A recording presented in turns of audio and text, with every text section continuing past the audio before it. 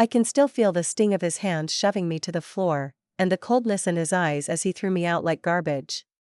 This is what my 61st birthday has come to, my son treating me like I'm nothing. Like I haven't spent my entire life loving him, raising him, sacrificing for him. And now, because of that wretched wife of his, he can't even stand the sight of me.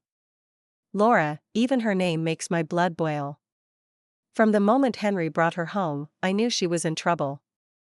The way she looked at me like I was just an obstacle in her path, the way she whispered in Henry's ear, turning him against me little by little. I warned him not to marry her and begged him to see through her manipulations, but he was blinded by lust, by the idea that she loved him unconditionally. The only thing that a woman loves is herself. And now, because of her, I've lost everything, my son, my grandchildren, the family I've dedicated my life to, cast aside like yesterday's trash. As I sit there wallowing, a car pulls up beside me. The window rolls down, revealing the concerned face of my best friend, Nicole. "Megan, what happened? What are you doing out here?" she asks, her voice laced with worry. I can barely choke out the words. "Henry, he kicked me out. Said I was crazy and that it was his house now." Nicole's eyes widen in shock, then narrow in anger. "He did what? On your birthday? Oh, honey, get in the car. You're coming home with me." I climb into the passenger seat, my body numb as Nicole drives. She keeps glancing over at me, her brow furrowed. "This is unacceptable, Megan. Henry can't treat you like this. Something has to be done." I shake my head sadly. "What can I do, Mags? He's a grown man. He's made his choice." Nicole purses her lips, a determined glint in her eye. "Maybe so, but that doesn't mean he gets to get away with it. You're his mother, for God's sake. It's time Henry and that wicked wife of his learned that there are consequences for their actions." I turn to her, confused. "What are you saying?" A slow smile spreads across Nicole's face. "I'm saying, my dear, that it's time for a little revenge, and I know just the person to help us get it." As we speed into the night, I can't help but feel a spark of hope. I feel a flicker of something I haven't felt in a long time, hope. Hope that maybe, just maybe, I can make Henry and Laura pay for the pain they've caused. Maybe karma will finally catch up to them. The day started well enough. It was my birthday, and despite everything that had happened with Henry, I was determined to make the most of it. I spent the morning tidying up the house, putting up a few decorations, and preparing a special dinner.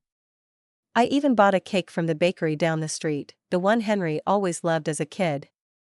Around noon, I called Henry, my heart fluttering with a mix of hope and nerves. To my surprise, he answered. "Hey, Mom, what's up?"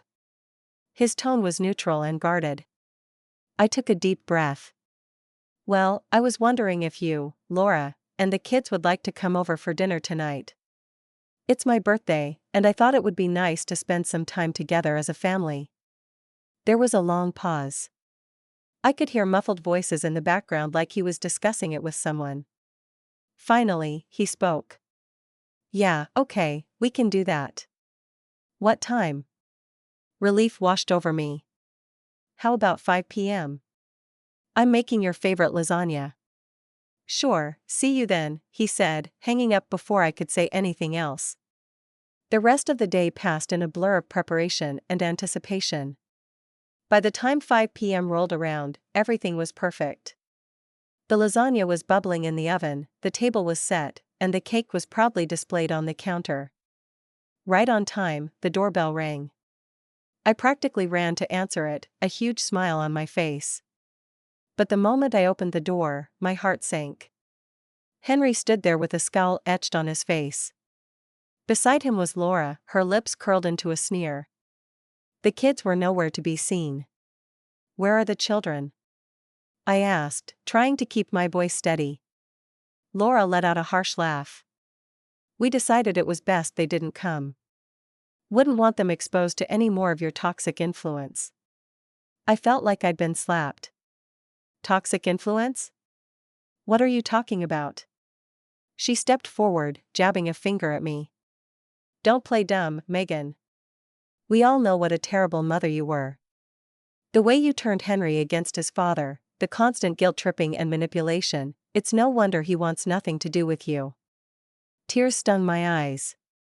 I looked to Henry, silently pleading for him to defend me, but he just stood there, his arms crossed, saying nothing. That's not true, I managed to choke out. I've always loved and supported Henry. I would never do anything to hurt him. Laura's eyes flashed with anger. Spare us the martyr act. You're just a selfish, vindictive woman who can't stand that Henry has moved on with his life, that he chose me over you. Something inside me snapped. Before I knew what I was doing, I lunged forward, ready to slap that smug look off her face, but Henry stepped between us, grabbing my wrist in a painful grip. Don't you dare touch my wife, he growled. You're pathetic, you know that? Coming up with this whole birthday charade, trying to worm your way back in? Well, it's not going to work. We're done with you. With that, he shoved me backward, sending me stumbling. I caught myself on the doorframe, tears now flowing freely down my cheeks. Henry, please, I whispered. I'm your mother. But he just shook his head, his eyes cold. Not anymore. Come on, Laura, let's go. I watched helplessly as they turned and walked away, slamming the door behind them. The sound echoed through the empty house, a brutal finality to it. And there I stood, alone on my birthday, my heart shattered into a million pieces. I don't know how long I stood there, frozen in the aftermath of Henry and Laura's cruelty, minutes, hours, it all blurred together. The pain in my chest was unlike anything I'd ever felt before, a deep, aching void that threatened to swallow me whole. Eventually, I managed to close the door, my hands shaking. I stumbled to the couch, collapsing onto the cushions as sobs racked my body. How could he do this to me? My son treated me like I was nothing, like I hadn't spent my entire life loving and caring for him. The sound of my phone ringing jolted me out of my despair. I glanced at the screen, seeing Nicole's name. For a moment, I considered ignoring it, not wanting to burden her with my problems, but the thought of facing this alone was too much to bear. I answered, my voice thick with tears. Hello, Megan, what's wrong? Did something happen with Henry? The concern in her voice was my undoing. I broke down, the whole sorry story spilling out between gasps and sobs. Nicole listened patiently, offering words of comfort and support. That's it, she said firmly when I finished. This has gone too far. Henry and Laura can't keep treating you like this. It's time for them to face some consequences. I sniffled, wiping my eyes. What do you mean? I mean, it's time for a little payback. They think they can just walk all over you, but they've got another thing coming. You're a strong woman, Megan. It's time to start acting like it. Her words ignited a spark within me, a flicker of anger amidst the pain. She was right.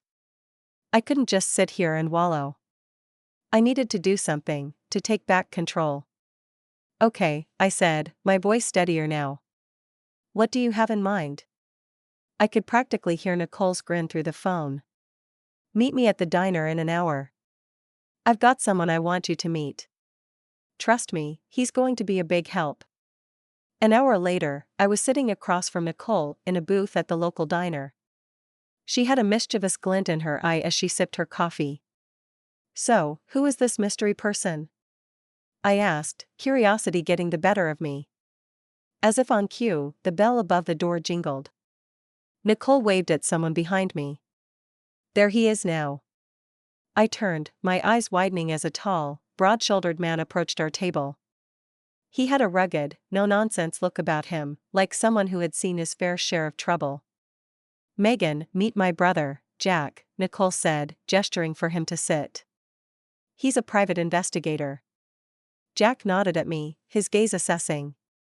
Nicole filled me in on your situation. I'm sorry to hear about what your son and his wife did. That's rough. I shrugged, trying to appear nonchalant, even as the pain twisted in my gut. It is what it is. But Nicole seems to think you can help. He leaned forward, his elbows on the table. I can. In my line of work, I've learned that everyone has secrets and skeletons in their closet. And from what Nicole told me, I'm betting your daughter-in-law has more than a few. A tingle of anticipation ran down my spine. What are you saying? Jack smiled, slow and dangerous. I'm saying, let me dig into Laura's past. If there's dirt to be found, I'll find it. And once we have that ammunition, well, let's just say karma has a way of coming back around. I sat back, my mind reeling with the possibilities. Could this work? Could I finally make Henry and Laura pay for what they've done? Looking into Jack's confident eyes, I made my decision. I'm in. Let's do this. He nodded, satisfied. Excellent. Give me a week. I'll be in touch. He said as he stood to leave. I felt a new sense of purpose and determination. They thought they could break me, but they were wrong. It was time for revenge. The week crawled by, each day feeling like an eternity of waiting and wondering. I tried to keep myself busy, throwing myself into cleaning the house, running errands, anything to distract myself from the constant churning of my thoughts. What would Jack find? Would it be enough to bring Henry and Laura down? Nicole checked in on me daily, offering words of encouragement and support. She was the only thing keeping me sane, the only person who truly understood the depth of my pain and anger. Finally, on the 7th day, my phone rang. It was Jack. Megan, it's me. I've got something. Can you meet me at my office in an hour? My heart leaped into my throat. Of course, I'll be there. I arrived at Jack's office with 20 minutes to spare, my nerves jangling. Nicole was already there, pacing the small waiting area. She gave me a tight hug when I entered. Are you ready for this? She asked, searching my face. I nodded, steeling myself. As ready as I'll ever be. Jack emerged from his office, a grim expression on his face. Come on in, ladies. We settled into the chairs opposite his desk, the air thick with tension. Jack opened a manila folder, spreading out a series of documents and photographs. So, I did some digging into Laura's background, he began, tapping the papers.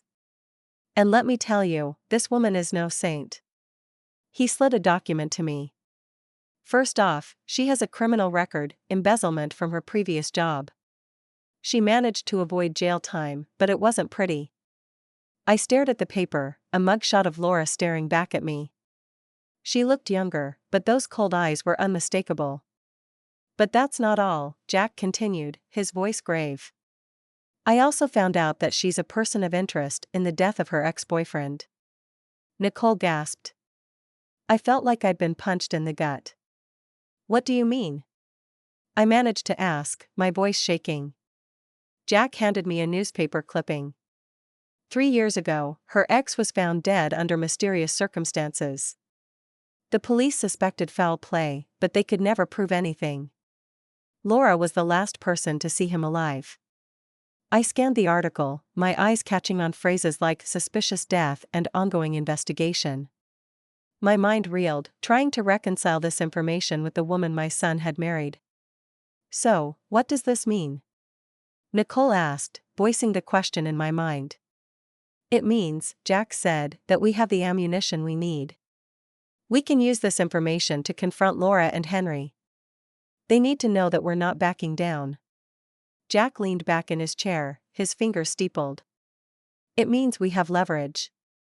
If this information comes to light, Laura's life as she knows it will be over.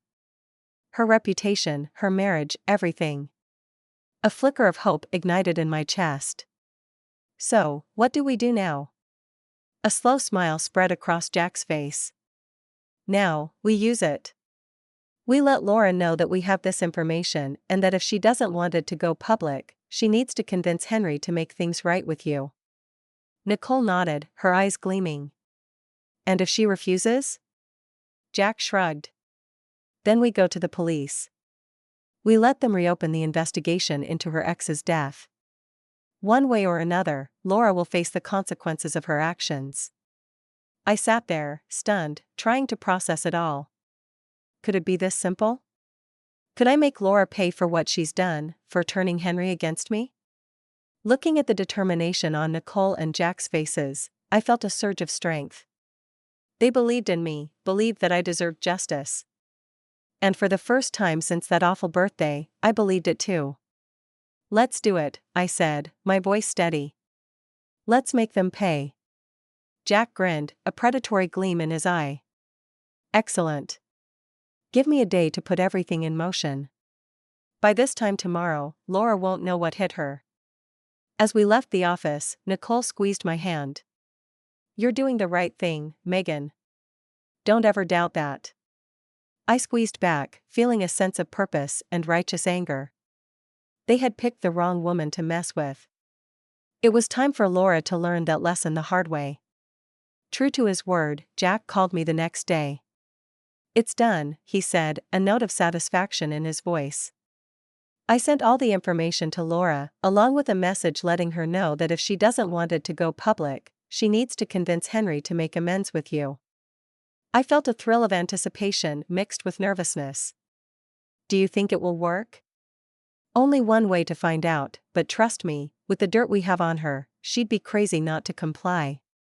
I hung up, my mind racing. Would Laura cave? Would she force Henry to apologize and make things right? A part of me dared to hope, even as another part whispered that it was too good to be true. Hours passed, with no word. I paced my living room, jumping at every sound, convinced it was the doorbell or the phone, but as evening fell, there was still nothing. I was about to give up and go to bed when there was a pounding at the door. My heart in my throat, I opened it to find Henry standing there, his face full of fury. What the hell did you do? He snarled, pushing past me into the house. I stumbled back, caught off guard. What are you talking about? He turned on me, his eyes blazing. Don't play dumb. Laura told me everything, about the private investigator, about you digging up her past, what you thought you could blackmail her into making me forgive you. I stood my ground, lifting my chin. I didn't blackmail anyone. I just let her know that her actions have consequences, that she can't destroy my life and get away with it. Henry let out a harsh laugh. Destroy your life? Are you serious? You're the one trying to destroy our marriage, our family.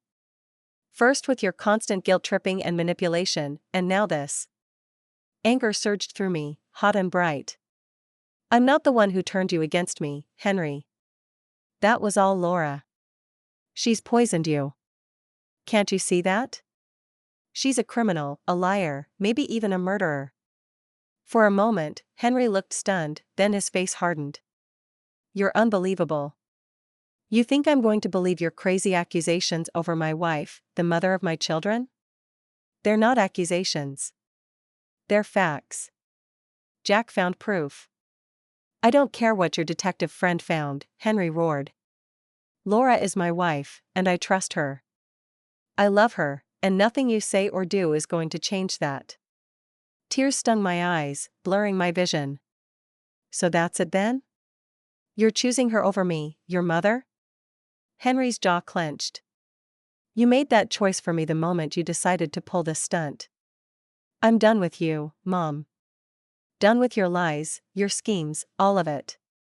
He turned to leave, and panic seized me.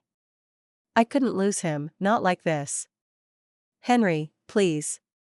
But he was already gone, slamming the door behind him with a finality that shook me to my core. I sank to the floor, sobs tearing from my throat. It wasn't supposed to happen this way. The truth was supposed to set me free, to bring Henry back to me. Instead, it had only driven him further away. Through my tears, I heard my phone ringing. It was Jack. I answered, my voice thick and shaky. Megan, what happened? Did it work? A bitter laugh escaped me. No, it didn't work. Henry, he's gone. He chose Laura. There was a pause, and then Jack spoke, his tone determined. Then we move on to Plan B. We go to the police and get them to reopen the investigation into Laura's ex's death. I shook my head, even though Jack couldn't see me. What's the point? It won't change anything. Henry's made his choice. This isn't about Henry anymore, Jack said firmly. This is about justice, about making sure Laura pays for what she's done. One way or another. I closed my eyes, exhaustion and grief washing over me. Could I do it? Could I destroy my son's wife, the mother of my grandchildren? But then I remembered the look in Henry's eyes, the venom in his voice, and the way Laura had smirked, so smug and self-satisfied. They had brought this on themselves, and now they would face the consequences. Okay, I whispered, a new resolve hardening in my chest. Let's do it. Let's make her pay. The next few days were a blur of activity. Jack and I gathered all the evidence he had collected, organizing it into a neat package to present to the police.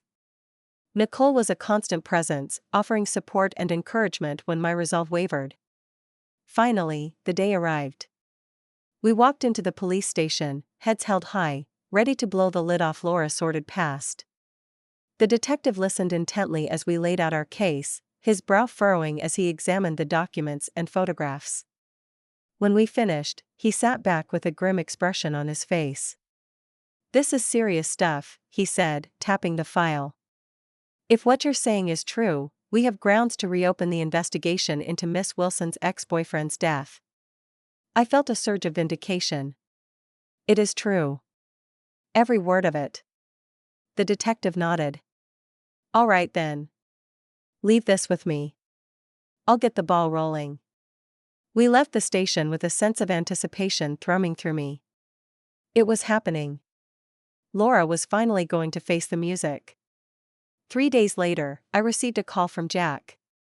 "Turn on the news," he said, a note of triumph in his voice. I did as he said, my heart pounding as the anchor's face filled the screen. "Breaking news," she announced, her expression grave. "Local woman, Laura Berlin, has been arrested in connection with the previously unsolved death of her ex-boyfriend, Brian Cox. New evidence has come to light, prompting police to reopen the investigation." I watched, transfixed, as they showed footage of Laura being led out of her and Henry's house in handcuffs, her face a mask of shock and anger. Henry followed behind, looking stunned and lost. A fierce satisfaction burned in my chest. She was finally getting what she deserved, but my joy was short-lived. The news report went on to describe how Henry had to use their savings to post Laura's bail and hire a lawyer. It was a financial blow, one that would undoubtedly put a strain on their marriage. I should have felt guilty, knowing that I had played a part in their hardship, but all I could think was that it served them right. They had brought this on themselves with their cruelty and lies. Over the next few weeks, I watched from afar as the drama unfolded. Laura's arrest made headlines, and the public was ruthless. People speculated about her involvement in her ex's death and what other secrets she might be hiding.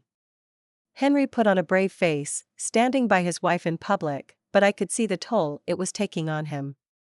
He looked haggard, worn down by the constant scrutiny and whispers. A part of me wanted to reach out, to offer comfort and support, but I hardened my heart. I reminded myself of how he had cast me aside, the vicious words he had hurled at me. He had made his bed, and now he would lie in it. One afternoon, as I was returning from the grocery store, I spotted a familiar figure on my doorstep. It was Henry, his shoulders slumped, his eyes red-rimmed. For a moment, I considered ignoring him, pretending I wasn't home, but curiosity got the better of me. "What do you want?" I asked coldly as I approached, my arms laden with bags. Henry looked up, his expression a mix of exhaustion and desperation. "Mom, I need your help." I raised an eyebrow. "Oh, now you need my help?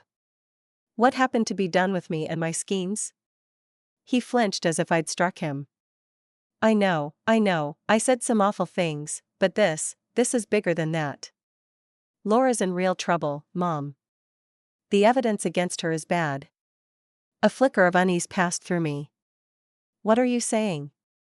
Henry's voice broke. "I'm saying I don't know what to do. The lawyer fees alone are bankrupting us, and if Laura goes to prison, I can't raise the kids on my own. I need you, Mom. Please.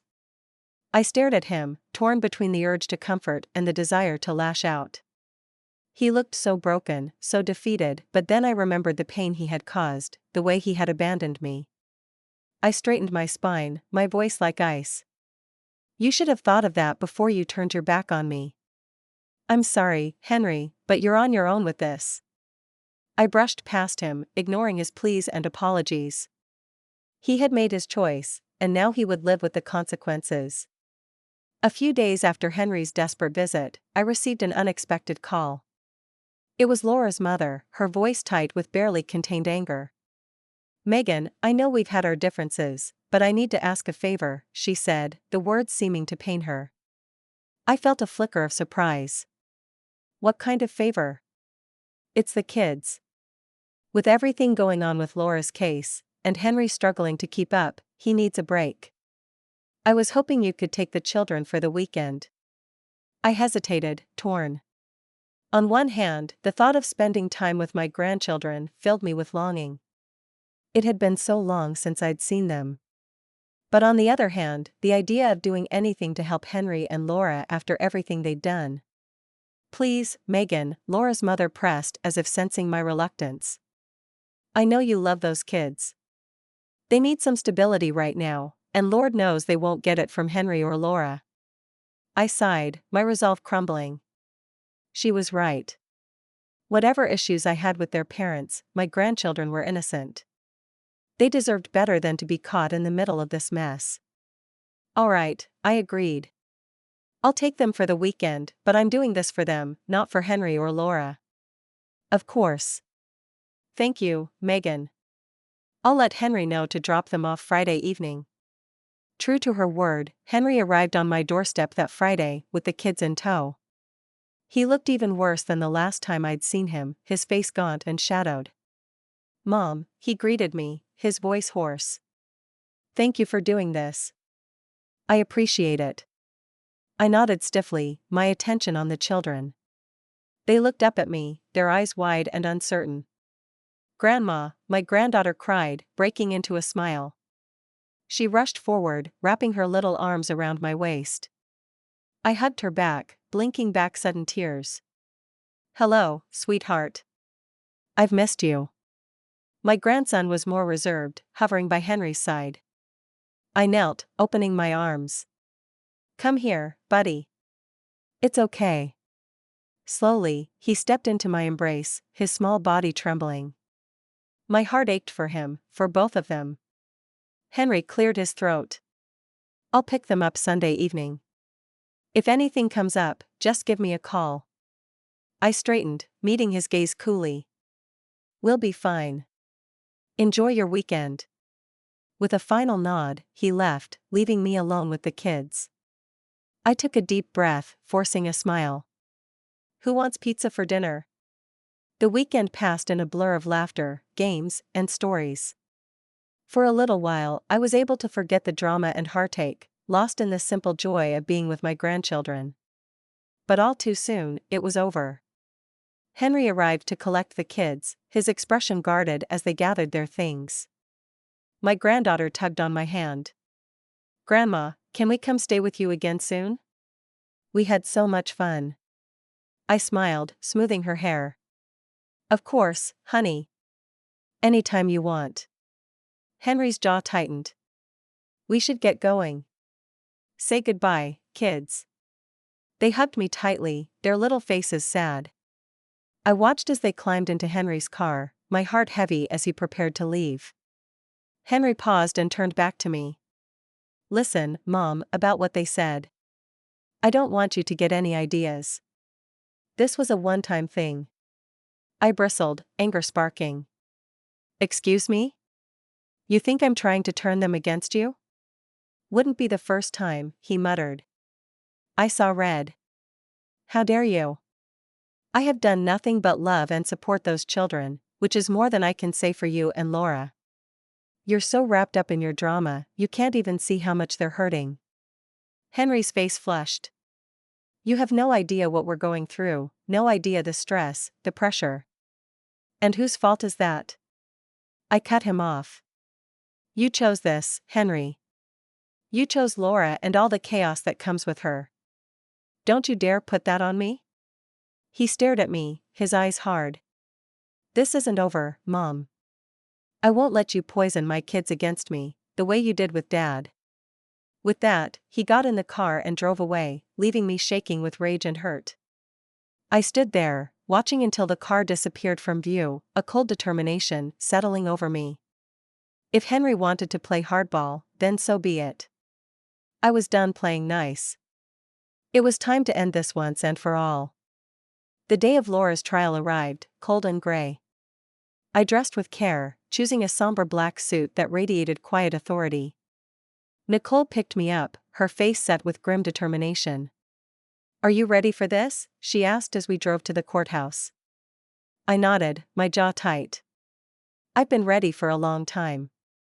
We met Jack on the steps, his expression serious. "I've got a surprise for you," he said, leading us inside. I tracked down Brian Cox's family. "They're here to testify." I felt a surge of gratitude and vindication. With their testimony, Laura's fate would be sealed. The courtroom was packed, the air thick with tension. I took my seat behind the prosecutor's table, my heart pounding as Laura was led in, her wrists and ankles shackled. She looked pale and drawn, but her eyes still glittered with malice when they met mine. Henry sat stiffly beside her, his face a mask of conflicting emotions. I looked away, focusing on the judge as he called the court to order. The trial was grueling and emotional. The prosecutor laid out the evidence against Laura in detail, painting a picture of a cruel, calculating woman who would stop at nothing to get what she wanted. But it was the testimony of Brian Cox's family that truly sealed her fate. His mother, a frail, silver-haired woman, spoke of her son's kind heart and bright future, cut short. His sister wept as she recounted Laura's controlling and abusive behavior, how she had isolated Brian from his loved ones. Through it all, Laura sat stone-faced, her eyes cold and empty. Henry grew more and more agitated, his knee bouncing and his hands clenched into fists. Finally, it was time for the verdict. The jury filed back in, their faces somber. The foreman stood, clearing his throat. "In the matter of the state versus Laura Berlin, on the charge of murder in the first degree, we find the defendant guilty." The courtroom erupted in gasps and murmurs. Laura's face drained of color, her mouth falling open in shock. Henry leaped to his feet, his chair clattering to the floor. "No," he shouted, his voice raw with anguish. "No, this is wrong. She's innocent." The judge banged his gavel, calling for order. "Mr. Wilson, control yourself, or I will have you removed from this courtroom." Henry subsided, collapsing back into his seat, his head in his hands. Laura turned to him, her expression desperate. "Henry, do something. You can't let them do this to me." But Henry wouldn't look at her, his shoulders shaking with silent sobs. The bailiff stepped forward, preparing to lead Laura away. I watched, a strange mix of emotion swirling within me, triumph, yes, but also a hollow sort of sadness. It had come to this, my son, broken and humiliated, his life in ruins.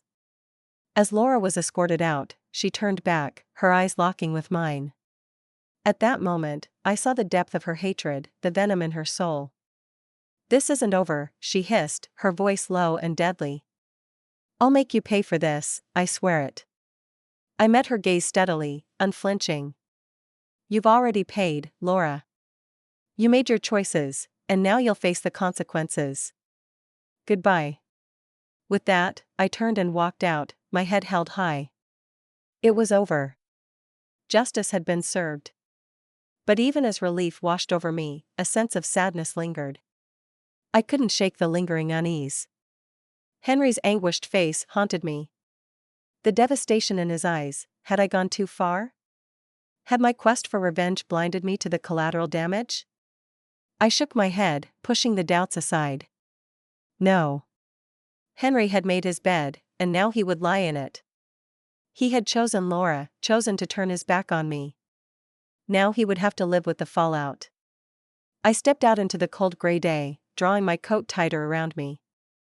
It was time to move on, to build a new life for myself, a life without Henry, without Laura's toxic influence, a life of my own making.